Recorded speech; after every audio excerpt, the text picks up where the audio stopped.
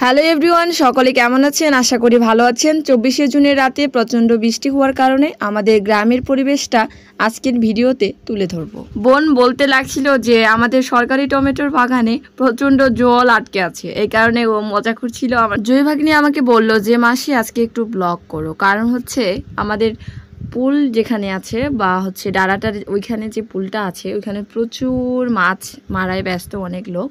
আমি বললাম তাহলে তো ঠিক একটা আমার ব্লগই হয়ে যাচ্ছে। আপনারা তাহলে এখন ভাববেন যে এত দেরি করে আপলোড করলেন কেন। সে 24শে জুনের রাতের ভিডিওটা, সপ্তাহে 2টা ভিডিও আপলোড করি, এই কারণে এত তাড়াতাড়ি আপলোড করিনি এবং দেরিতে আপলোড করলাম এই কারণেই। এখন যে ভিডিওতে রাস্তাটা দেখতে পাচ্ছে, এই রাস্তাটা আগে রোড ছিল না, তবে 25 সালে কার্যক্রম শুরু হয়েছে এবং রাস্তার কোনায় কোনায় জল আটকে ছিল সেই রাতে বৃষ্টি হওয়ার কারণে। আমরা চলে এসেছি যেখানে প্রচুর মানুষ মাছ মারায় ব্যস্ত এবং দেখাবো কি কি মাছ জালের মধ্যে উঠতেছে। লোকজনের সামনে ভিডিও করতে অনেক লজ্জা খারাপ লাগে, তবে কি করব, যেহেতু এই কাজ করি তাই নিজের মতো করে ভিডিও করি।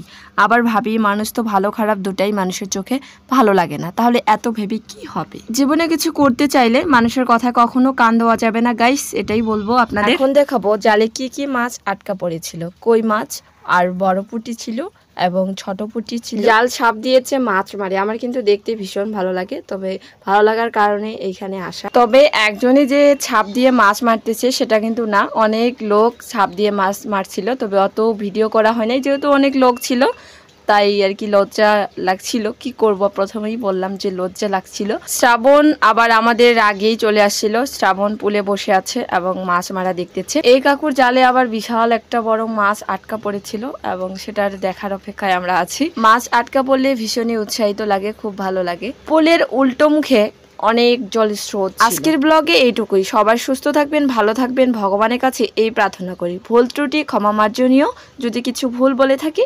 তো গাইজ আমরা এখন সকলে বাড়ি যাচ্ছি, যেহেতু শ্রাবণ আগে ছিল, শ্রাবণও যাচ্ছে। হরে কৃষ্ণ।